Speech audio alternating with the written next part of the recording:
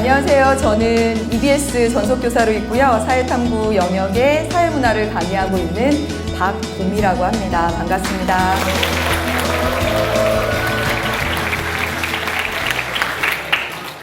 제 이름이 진짜 봄이고요. 진짜 봄이 오니까 좀 설레이는 마음 안 들어요, 여러분? 그쵸. 특히 오늘은 약간 흐렸는데 어제처럼 날씨가 좋은 날은 그러니까 날씨 때문에 좀 싱숭생숭하고 좀 그렇잖아요. 이렇게 밖에 나가고 싶고 놀고 싶고 뭐 이렇죠. 예, 그렇죠. 근데 이 고등학생들이 이 설레임을 느끼기에는 좀 압박감 같은 게 있습니다. 봄을 느끼기에는 막 따뜻한 햇살, 뭐 꽃 이런 것들을 느끼기에는 좀 압박감이 있죠. 근데 저보고 언제로 돌아가고 싶냐 이렇게 물어보면 저는 대학교 1학년 봄으로 돌아가고 싶어요. 대학교 딱 1학년 봄. 그 밖의 시절로는 별로 돌아가고 싶지 않습니다. 연애도 많이 실패했고 그리고 취업 준비하느라 너무 힘들었고 임용고사 준비했을 때 생각하면 지긋지긋하고 그래서 옛날로 돌아가고 싶지 않은데 그 대학교 1학년 봄은 생생합니다. 엄청 설레이고 제가 이게 이제 방송에 나오니까 이야기를 하자면 그 대학교 1학년 그 봄 3월에 김경훈, 박준석, 박성훈, 이주남, 양성우 제 친구 이름입니다. 이 친구들을 만났어요. 제가 정치학을 전공해서 저희 과에 남자가 10명이면 여자가 1명 정도 됩니다. 그러니까 제 동기들은 거의 제 친구들은 이제 남자애들이 되는 거죠. 김경훈, 박준석, 박성훈, 양성우, 이주남 뭐 이렇습니다. 근데 제가 얼마나 그때 설레이고 좋았냐면 저랑 똑같은 걸 좋아하는 애들이죠. 저희 같은 과니까 관심사도 똑같고 똑같은 걸 좋아하고 장래희망도 똑같은 그런 친구들을 만났습니다. 그때 3월 달에 그 햇빛이 좋던 그때 만났던 그 아이들의 모습 지금도 막 생생하게 생각이 나요. 그 어리고 약간은 촌스럽고 했던 모습들이 생각이 납니다. 그 친구들과 함께 전 그게 너무 신기했어요. 이렇게 종로에서 조금 이렇게 걷다 보면 좀 있으면 광화문이 나오고 이쪽으로 이렇게 걸어가면 대학로가 나오고 광화문을 지나서 조금 더 가면 명동이 나오고 명동에서 조금 더 가면 남대문이 나오고 이게 너무너무 신기했었습니다. 뿐만 아니라 어떤 날은 하루 종일 대학 도서관에 앉아서 소설책을 읽을 수도 있었고 대형 서점에 가서 이 책 저 책을 뒤적일 수도 있었고 이 모든 것들이 자유스러웠어요. 이건 준비된 제 오프닝이 아니라 제가 여기까지 이렇게 2시간 걸려서 오면서 인천이라는 것을 생각하니까 대학교 1학년 때가 떠오르는 거예요. 그 대학교 1학년 때 어느 날 문득 학교를 가다가 1호선을 타고 끝까지 가면 월미도인데 한번 가볼까? 그랬던 적이 있었습니다. 그래서 그냥 아주 문득 그 1호선 지하철을 타고 월미도까지 갔던 기억이 나요. 그래서 지금 생각해보면 나의 대학교 1학년 봄은 설레임이었고 자유였고 내 인생에 그렇게 자유로웠던 적이 있었을까? 이런 생각이 듭니다. 그래서 다시 돌아가고 싶은 그 한순간을 찾자면 그때예요. 다시 돌아가고 싶지만 절대로 다시 돌아갈 수 없는 인생의 그 20살 그 시절이죠. 근데 나는 다시 돌아갈 수 없는데 여러분은 앞으로 갈 곳이잖아요. 그만큼 아무 압박감 없이 설레일 수 있고 그리고 자유로울 수 있는 그때로 내년에 갈 거잖아요. 맞습니까? 네. 꼭 갈 거죠. 그렇죠. 저는 대학을 안 가고도 꿈을 이룰 수 있다고 생각하고 자신의 목표가 무엇이냐, 꿈이 무엇이냐에 따라서 대학을 안 가도 상관없다고 생각합니다. 그러나 대학을 가야 되냐 말아야 되냐 망설이는 많은 학생들에게 꼭 한번 가볼 만한 곳이라고는 말해주고 싶어요. 왜 그러냐면 내가 이만큼 인생을 살아보니까 그때만큼 자유라는 것을 누릴 수 있는 시절은 다시 없더라고요. 그래서 그 자유라는 것이 무엇인지, 자유로움이라는 것이 무엇인지 꼭 여러분이 느낄 수 있었으면 좋겠습니다. 그래서 오늘 한 40분 정도 이야기를 들으면서 40, 50분 이야기를 들으면서 꼭 내가 내년에 그렇게 설레이고 자유로운 시간으로 가겠다라는 마음을 꼭 먹으셨으면 좋겠습니다. 이제부터 갈 방법을 찾아보도록 하겠습니다. 입시가 크게 두 가지잖아요. 들으셨죠? 뭐 아니면 뭐예요? 예, 지금부터 이제 시험해 보도록 하겠습니다. 수시 아니면 정시죠. 수시의 중심이 되는 것은 네, 학생부 내신. 그쵸? 그 다음에 정시의 중심이 되는 것은 수능이죠. 아주 잘 들었군요. 아주 잘 들었습니다. 수시의 비중이 몇 %라고 말씀하시던가요? 네, 70%입니다. 저희 학교도 보니까 여기 부흥고등학교랑 조금 비슷한 것 같아요. 대부분의 학생들이 수시를 생각하고 있습니다. 그러니까 학생부 중심의 수시를 생각하고 있죠. 수시의 기본을 이루는 것이 여러분이 학생부, 즉 내신이라는 것을 알기 때문에 수능을 좀 등한시합니다. 그렇죠. 그러나 논술 전형이나 학생부 종합 전형이나 학생부 교과 전형이나 모든 전형이 거의 대부분 수능 최저 기준을 두고 있습니다. 작년에 이런 전형에 떨어진 학생들한테 너 왜 떨어진 것 같아? 네가 떨어진 원인이 뭐 같아? 이렇게 물어봤습니다. 그랬더니 그 학생들의 거의 50%가 논술도 준비했고 논술 전형이면 그리고 학생부 전형이면 교과 비교과 다 했는데 떨어진 이유가 수능 최저를 못 맞춰서라고 얘기했습니다. 50% 넘는 학생들이. 실제로 수능을 준비하지 않으면 선택의 폭이 굉장히 줄어들어요. 내가 갈 수 있는 데가 별로 없다라는 얘기죠. 동의하시죠? 그렇죠? 인서울에 이번 서울 지역에서 뽑는 학생 수가 한 7만 7천 명 정도 된다고 해요. 그 7만 7천 명을 뽑는 데 있어서 거의 대부분의 전형이 수능 위주의 전형입니다. 여러분의 목표가 인서울이라고 한다면 무조건 수능을 붙들고 가야 된다라는 얘기가 되는 거죠. 수능을 놓고 내신만으로 나 정말 좋은 대학 갈 거야. 이건 피눈물 나는 싸움이 됩니다. 그러니까 수능을 반드시 잡고 있어야 돼요. 수능을 알아야지만 수능을 어떻게 공부할지 그리고 EBS를 어떻게 활용할지 알 수 있습니다. 그런데 수능은 굉장히 막연하죠. 그렇죠? 그래서 지금부터 수능이 무엇인지에 대한 이야기를 해보도록 하겠습니다. 수능을 알 수 있는 가장 좋은 단서는 이 두 가지입니다. 여기 표시가 돼 있죠? 네, 6월하고 9월에 표시가 돼 있죠? 그렇죠? 6월하고 9월에 모의고사를 봅니다. 3학년 학생들 잘 알고 있죠? 네, 6월, 9월 모의평가가 왜 중요한가요? 재수생이 봐서 또 그렇죠. 누가 얘기했습니다. 제가 이렇게 딱 아이 컨택을 해야 되는데 네. 수능을 출제하는 그 기관이 교육과정평가원이라고 하는 곳인데 그 곳에서 6월 모의 수능, 9월 모의 수능을 봅니다. 그렇다면 평가원은 그 많은 돈을 들여서 왜 6월에 모의 수능을 보고 9월에 모의 수능을 볼까요? 네.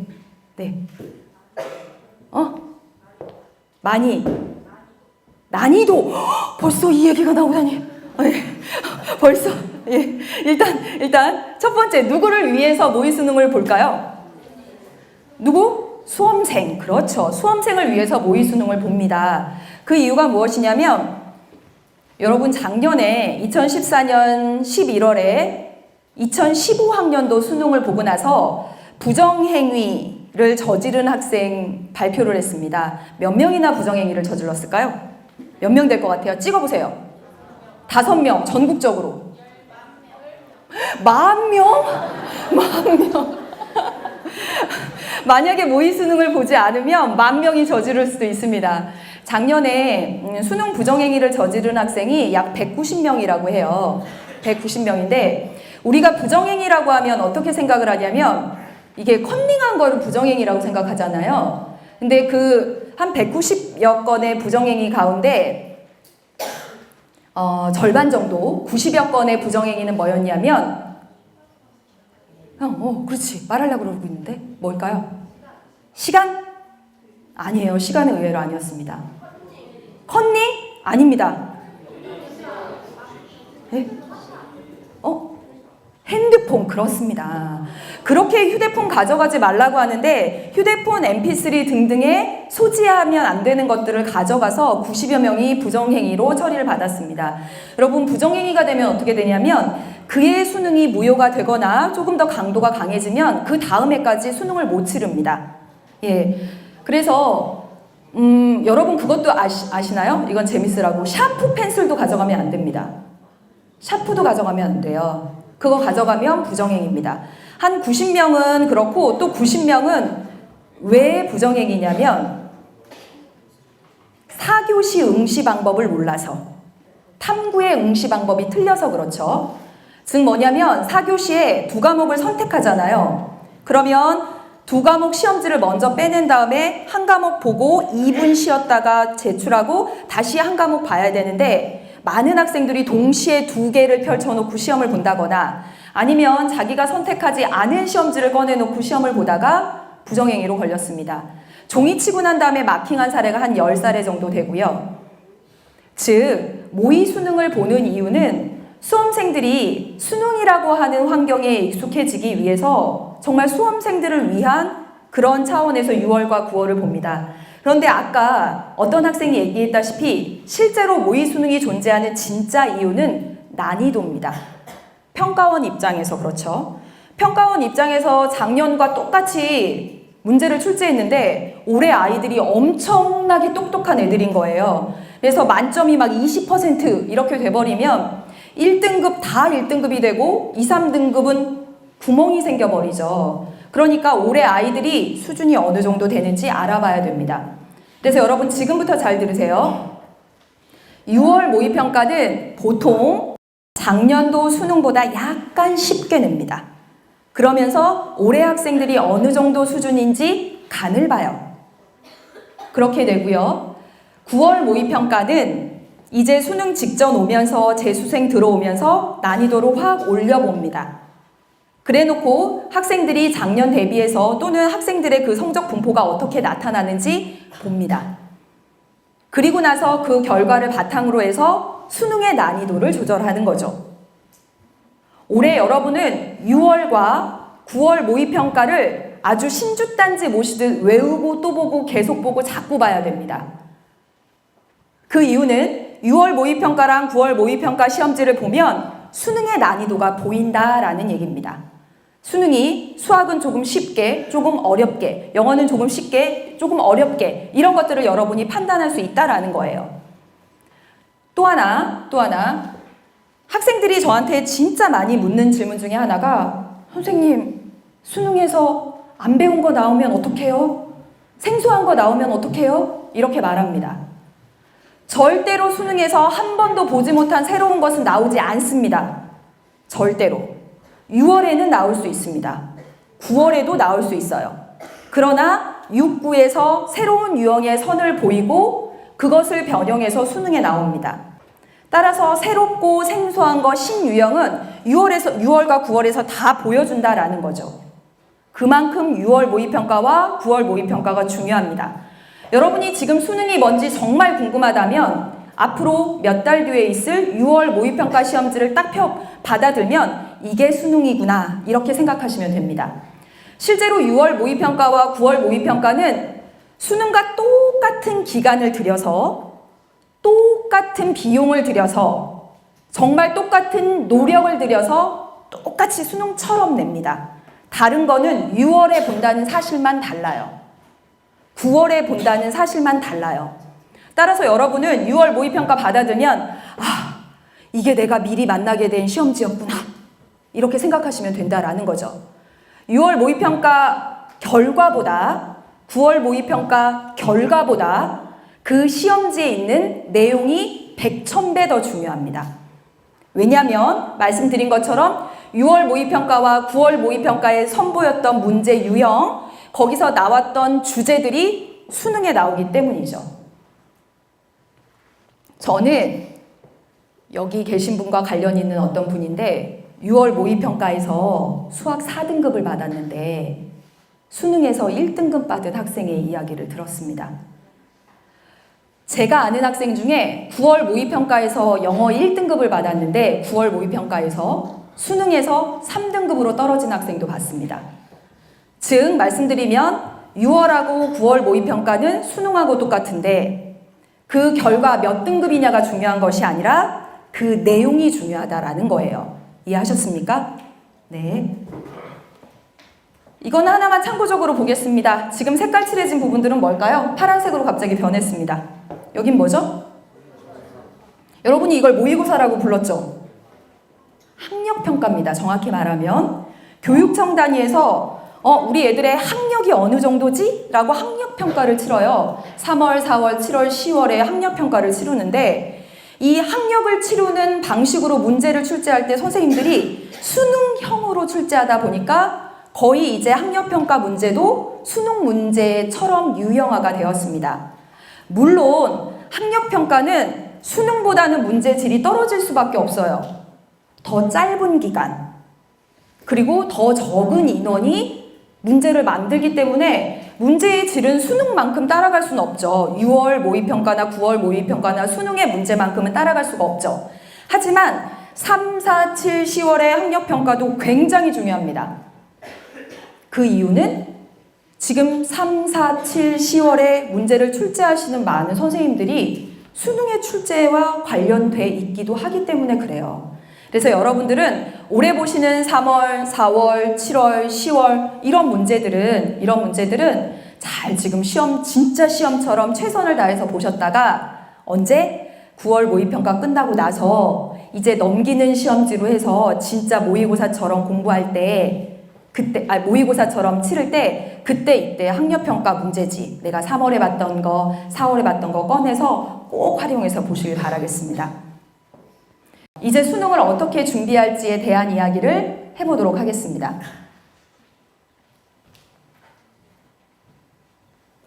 여러분 여기 숫자가 있거든요. 이게 뭐냐면 바로 이겁니다. 문항수입니다. 그렇습니다. 문항수입니다. 제가 사회문화를 가르쳐요. 사회문화 교재가 이만큼 두껍습니다.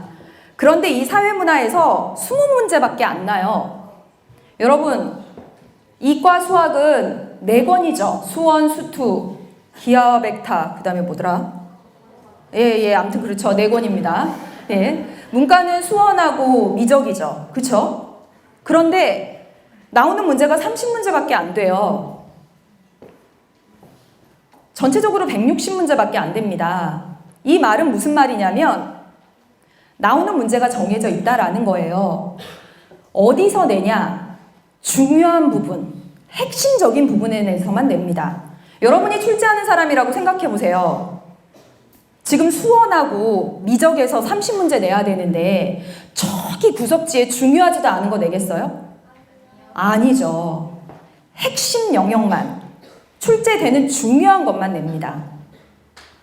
실제로 지금 다음 자료를 보면 제가 시험이 끝날 때마다 만드는 출제 빈도표입니다. 여러분 안 보이실 거예요. 그리고 사회문화니까 이과 학생들 안 보셔도 됩니다. 여러분 어디 보시면 되냐면 나눠드린 자료에 72페이지, 73페이지 보시면 됩니다.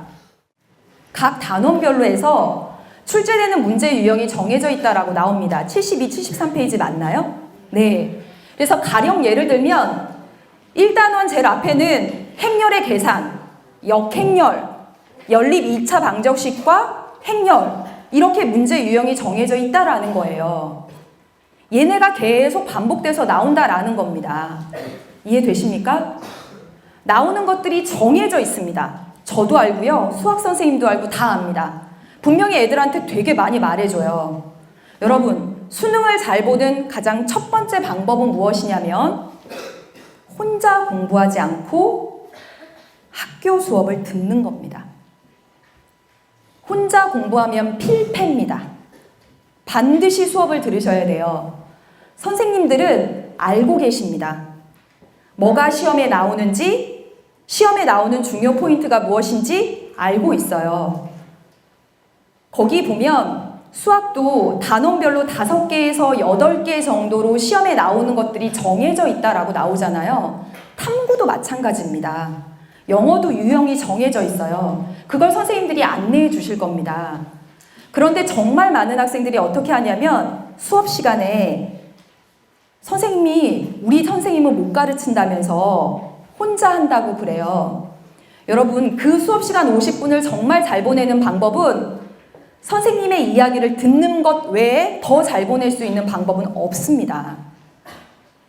전달력이 좀 떨어지실 수도 있고 나랑 좀 안 맞으실 수도 있어도 선생님이 이 핵심 내용을 알고 있는 사람이거든요. 제가 이거 하나 질문할게요. 사회 구조를 보는 관점이라고 되어 있습니다. 사회 문화를 선택한 학생들은 조용히 해주세요. 예, 조용히. 자, 여기 사회 구조를 보는 관점에서 시험에 나오는 것은 사회 구조일까요? 관점일까요? 손 들어보겠습니다. 사회 구조라고 생각하는 사람. 관점이라고 생각하는 사람. 혹시 보는이라고 생각하는 사람 없나요? 보는? 네. 여긴 진짜 잘하네요. 혼자 공부하면 어떤 일이 벌어지냐면 여기 있는 학생들은 딱 학생들이 이제 공부를 해봤으니까 감이 있습니다. 사회 구조를 보는 관점하면 시험에 나오는 포인트는 관점입니다. 관점이 시험에 나와요.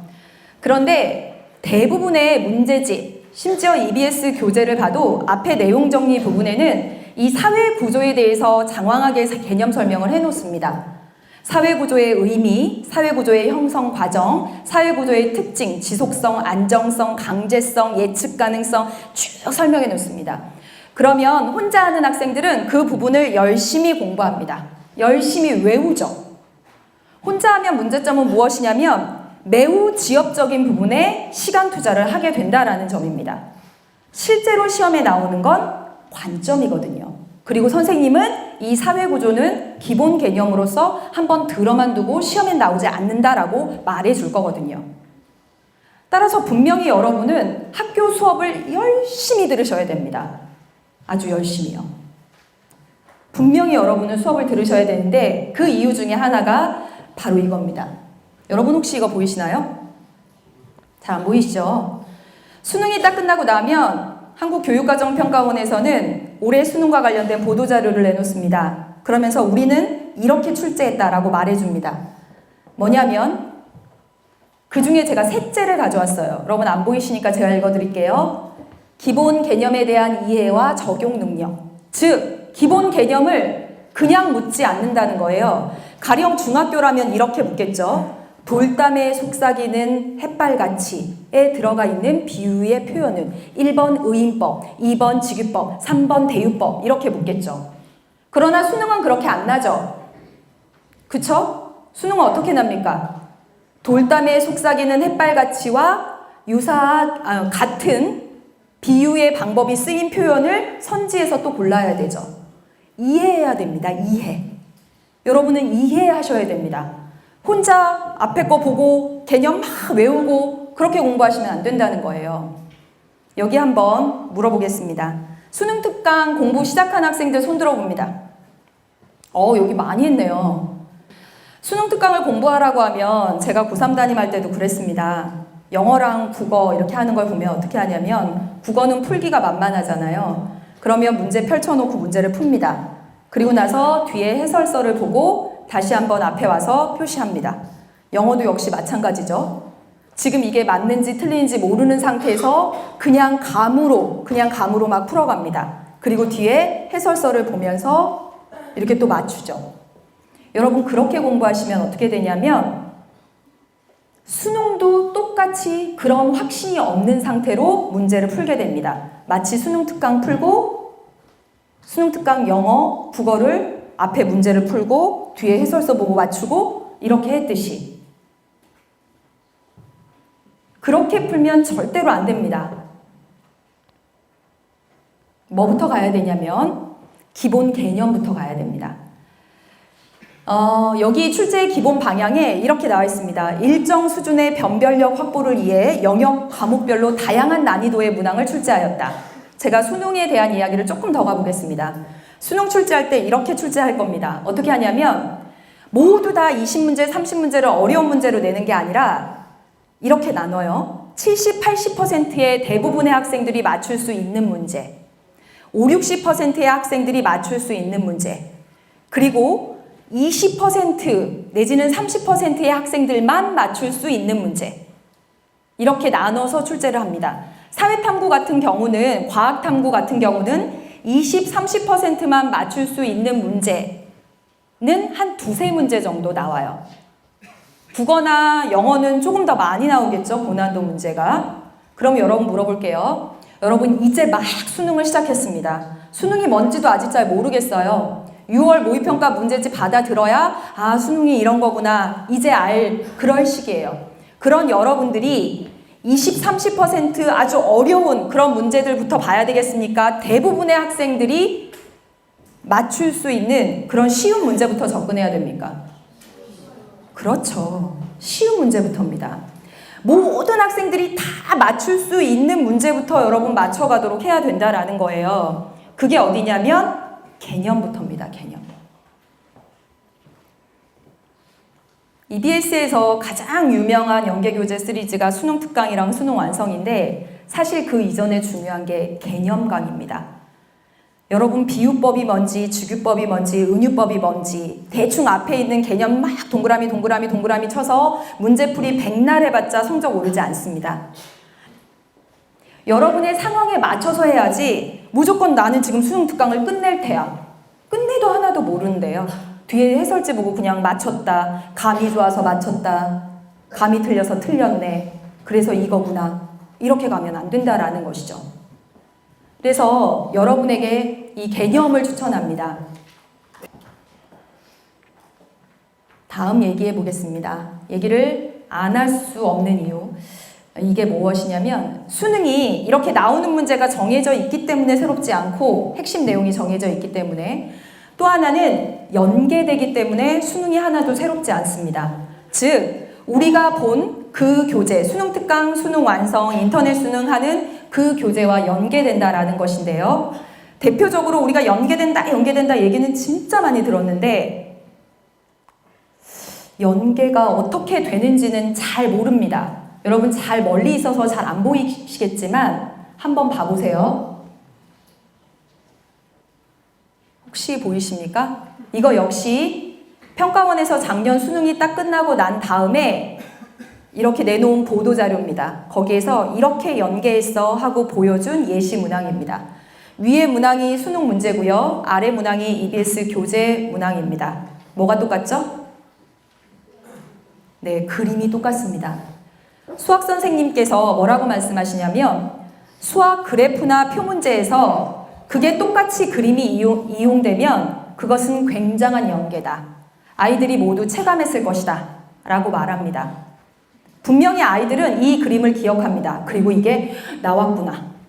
본 아이들이 훨씬 더 유리하겠죠. 다만 제가 아까 말씀드렸다시피 수능 특강 영어, 국어 공부할 때처럼 대강 찍어서 맞추고 해설지 따라서 답 동그라미 치고 틀렸다 하고 넘어가고 그런 식으로 공부하면 그것만 기억나요. 아, 나 이거 봤던 건데? 그것만 기억납니다.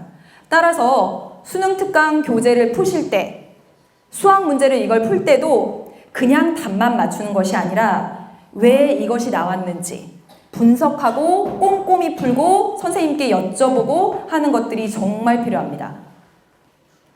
출제지침에 모든 해답이 있는데요. 출제지침 6번째 보면 뭐라고 나오냐면 이미 출제된 내용일지라도 다소 수정하여 출제하겠다 이렇게 나옵니다. 즉 기출문제는 너무 중요하기 때문에 이미 출제되어도 또 출제하겠다라는 얘기입니다. 결론적으로 말씀드리면 어떤 모양이 되냐면요. 여러분 수능 학습의 원칙은 다음 세 가지입니다. 개념이 돼 있는 상태에서 개념이 돼 있기만 하면 연계교재 푸는 거 어렵지 않습니다. 학교 선생님들도 도와주시고 EBS 강의도 정말 충분합니다. Q&A는 그날 질문을 올리면 그날 답을 줍니다. 개념이 돼 있는 상태에서 연계교재와 기출이면 정말 충분합니다. 지금껏 말씀드렸던 내용을 모두 종합해서 수능, 그럼 어떻게 준비할 것인가에 대한 해답을 드리면 다음과 같이 정리할 수 있습니다. 첫 번째는 여러분 상황에 맞춰서 공부하는 겁니다. 무슨 말이냐면 저는 지금 수능 특강을 모두 탑재를 완료했거든요. 저만 탑재를 완료한 것이 아니라 대부분의 강의들이 다 탑재를 완료했습니다. 그랬더니 아이들이 막 수강후기가 올라옵니다. 선생님 벌써 완강해야 되는데 제가 늦었나 봐요. 막 이렇게 합니다. 게다가 지금 국어랑 영어는 인터넷 수능에 오픈이 임박해 있어요. 인터넷 수능도 들어가야 되는데 언제 수능 특강을 해야 될지 모르겠어요. 막 이렇게 얘기합니다. 말씀드린 대로 내 상황이 지금 주어 찾고 동사 찾고 끊어읽기 안 되는 상황이면 빈칸 3점 문제 걱정하지 말아야 됩니다. 내가 지금 개념이 안 돼 있으면 수능 특강, 인터넷 수능 못 가는 거예요. 여러분 상황에 맞추어서 공부하는 겁니다. 지금 여러분 상황을 보시고 여러분이 제일 잘 알아요. 그래서 여러분 상황에 따라서 그래, 나는 7, 80%가 맞출 수 있는 문제도 아직 안 돼 있어. 난 중위권이야. 그럼 난 지금 아직 개념 해야 돼. 그러면서 꼼꼼히 살펴봐야 돼. 이렇게 자기 상황에 맞춰서 공부해야 됩니다. 지금 인터넷 수능이 나왔다. 수능 특강이 다 탑재됐다. 이런 것에 다급해하지 않으셔도 된다라는 얘기입니다. 두 번째는 한 번 할 때 제대로 해라입니다. 많은 학생들이 선생님 저 수능 특강 다 끝냈대요. 그런데 성적이 안 오른대요. 막. 끝낸다라고 하는 것은 무엇이냐면 여러분 교재를 풀 때 말씀드릴게요. 수능 특강을 풀 때 이렇게 푸셔야 됩니다. 풀면서 진짜 심혈을 기울여서 헷갈리는 거 노란색, 어려운 거 빨간색, 중요한데 내가 맞췄지만 중요한 거 파란색, 이런 식으로 색깔을 표시해 가면서 문제를 푸시고 그게 꼼꼼히 공부하는 겁니다. 그리고 무엇보다 진짜 공부를 하셔야 돼요. 많은 학생들이 어떠냐면 인터넷 강의 틀어놓고 따라서 적으면 자기가 공부했다라고 생각합니다. 그 필기를 따라 적고 인강을 듣는 순간 아 그래 난 공부했어 라고 생각하는데 그건 가짜 공부일 가능성이 매우 큽니다. 그 이유가 무엇이냐면 공부는 머리가 아파야 돼요. 그렇게 편안한 공부는 없습니다. 그냥 가만히 앉아서 강의를 감상하듯이 보면서 따라 적어서 머리 안으로 들어오는 그런 공부는 없습니다.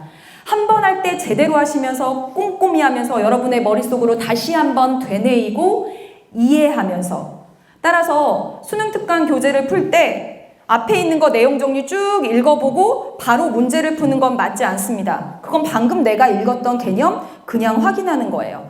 여러분이 문제를 푸는 이유는 두 가지입니다. 하나는 내가 개념이 잘 돼 있는지 아닌지 어떤 개념이 펑크가 났는지 그거 확인하느라고 문제 푸는 것이고 또 하나는 아 내가 공부한 개념이 이런 형태로 바뀌어서 나누는구나 그거 확인하려고 문제를 푸는 겁니다. 여러분이 문제 푸는 목적을 잊지 마시고 그냥 앞에 있는 개념 대입해서 풀었다 맞췄다 하고 넘어가면 안 된다라는 것이죠. 한 번 할 때 제대로 진짜 공부 이해하는 분석하는 그런 공부를 하셔야 됩니다. 마지막 공부할 분량을 줄여나가는 반복을 해야 됩니다.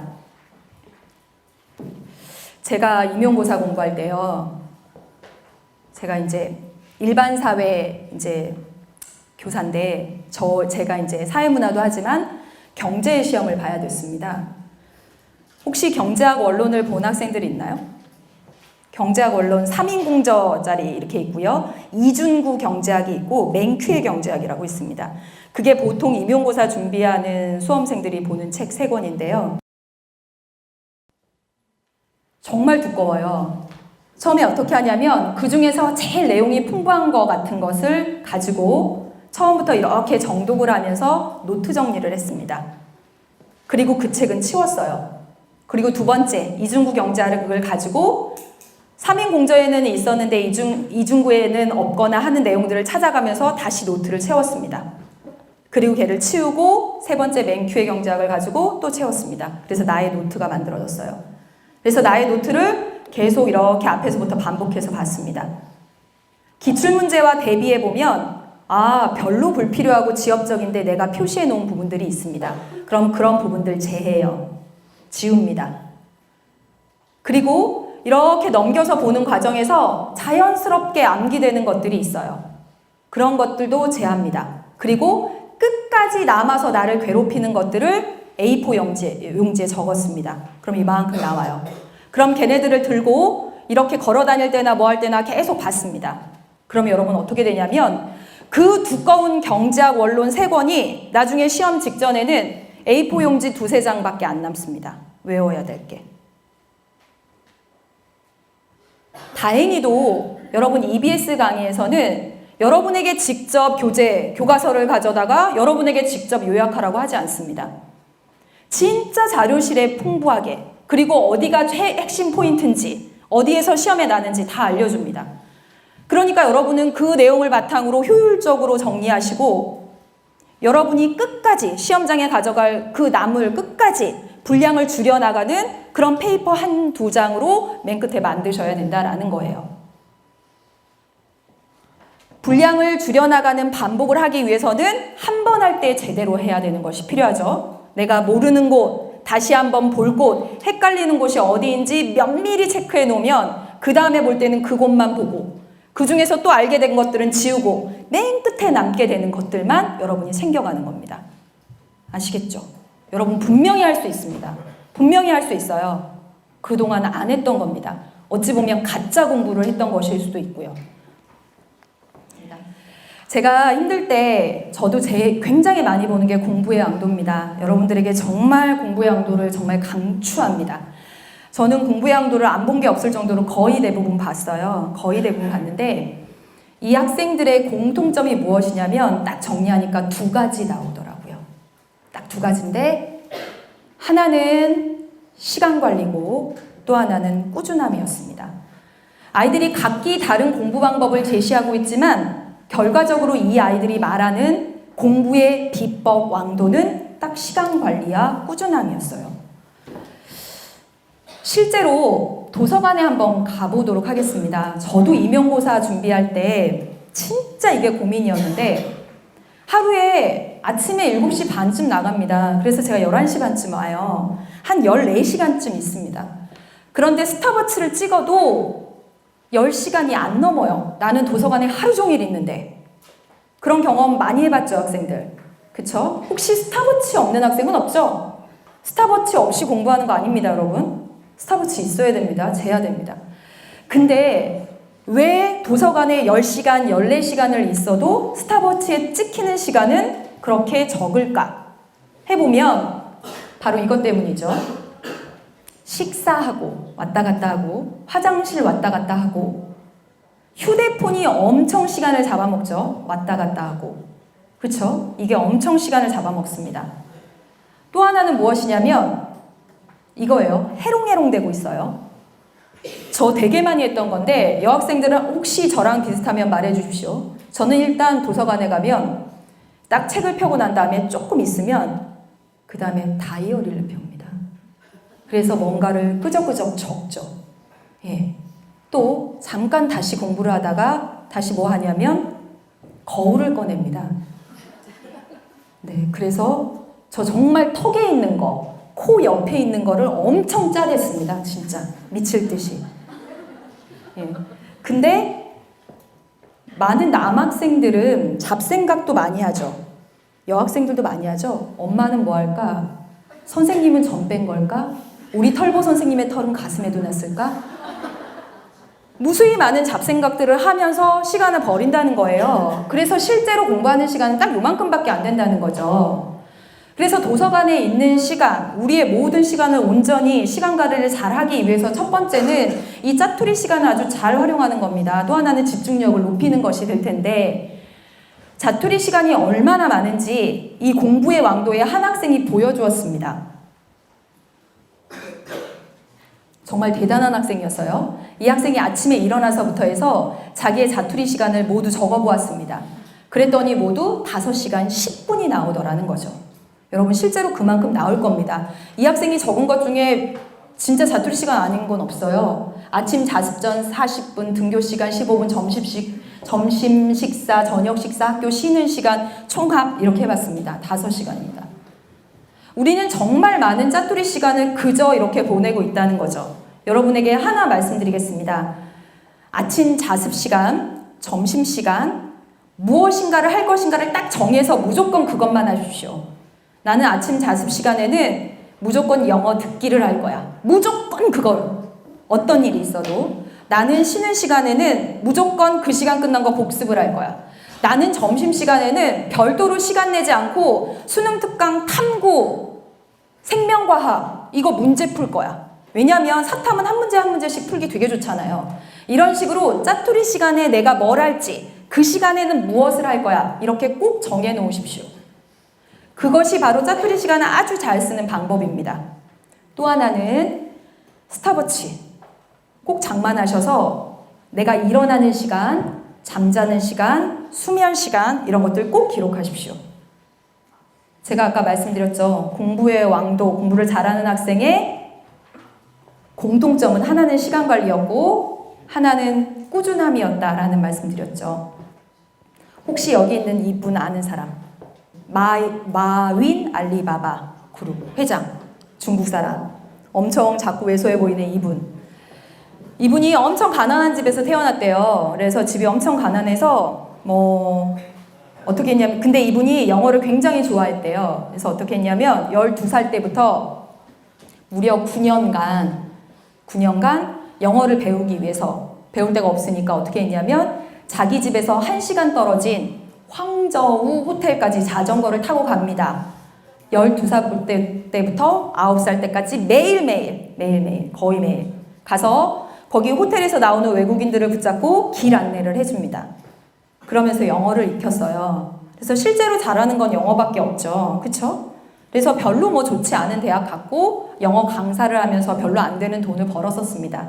근데 영어를 잘하니까 어떤 기업가가 미국에 출장을 갈 때 통역으로 데려갔습니다. 그래서 미국을 본 거예요. 미국의 인터넷 세상에 눈을 뜬 거죠. 그래서 인터넷 기업을 창업했고 오늘날 중국에서 가장 손꼽히는 부자가 되었습니다. 어려워요. 이런 꾸준함이라고 하는 거 진짜 어렵습니다. 그런데 여러분 인생에서 단 한 번은 이렇게 꾸준할 필요가 있다라는 거죠. 저는요, 지나고 나서 생각해보면 나의 고등학교 3학년 그리고 임용고사 볼 때 진짜 힘들었거든요. 그냥 말없이 눈물이 줄줄 흘러요. 이렇게 하면 시험을 잘 볼 수 있을지에 대한 확신도 없습니다. 진짜 힘들었어요. 진짜. 아무 확신도 없고 그냥 매일매일이 힘들었는데 뒤돌아서 생각해보면 내 인생에서 그때가 나의 역사더라고요. 나의 역사. 박봄의 역사. 후배들에게 말해줄 수 있는 저의 역사였습니다. 여러분도 올해는 그런 역사를 쓰셔야 돼요.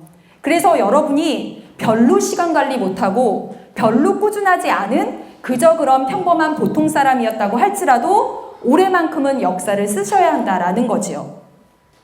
제가 작년에 받은 어떤 학생의 플래너였습니다. 이걸 보면서 이 학생의 역사 일지와 같은 것이겠죠. 그날그날에 해야 할 것을 쓰고 그날그날의 반성을 빼곡히 썼습니다. 여러분 정말 매일매일이 뿌듯한 하루하루를 만들어 가셔야 됩니다. 그러면 수능도 할 수 있습니다. 그것이 그 어떤 것보다 중요한 수능 학습법입니다. EBS 활용법이에요, 그것이. 제가 정말 대단하다 생각하고 존경하는 이분은 누구시죠? 네, 김성근 감독님이십니다. 김성근 오늘은 모르겠고요. 프로야구 개막이 금요일 날 했는데 한화가 1승 1패 중입니다. 아깝게 한번 졌고요. 근데 이분이 어떤 분으로 유명하냐면 진짜 못하는 팀을 아주 강압적으로 훈련시켜서 스파르타식으로 훈련시켜서 잘하는 팀으로 만들기로 유명한 그런 감독님이십니다.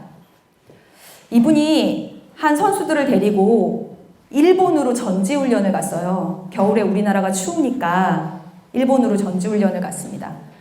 얼마나 혹독하게 시키냐면 너무 혹독하게 시키니까 아침부터 저녁까지 시키고 저녁에는 정신훈련이라고 또 졸려 죽겠는데 또 수업하고 정신교육하고 그러니까 거기 있는 선수들이 훈련할 때 부러진 방망이 있죠. 훈련 낮에 하면서 부러진 방망이. 그 방망이로 뗏목을 만들어서 그것을 뗏목을 만들어서 한국으로 탈출하고 싶다라고 할 정도로 그렇게 가혹하게 훈련을 시켰답니다.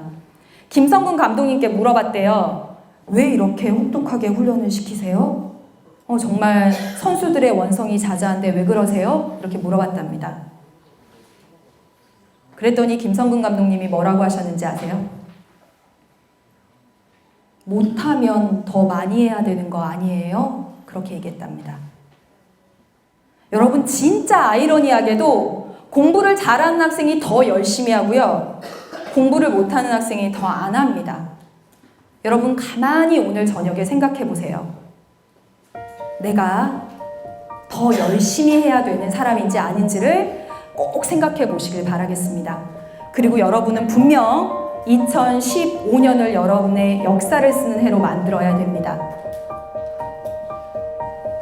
후회 없이 보내서 2016년에 누구보다도 설레이고 누구보다도 자유로운 그런 시절을 보내기 위해서 올 한 해 정말 열심히 매일매일 뿌듯하게 보내시길 바라겠습니다. 지금까지 박봉이었습니다. 공부를 어떻게 해야 되고 대학교를 어떻게 준비해야 될지 참 고민이 많고 갈등도 많았었는데 오늘 설명회를 들으면서 어떻게 준비해야 될지 많은 도움이 됐었던 것 같아요.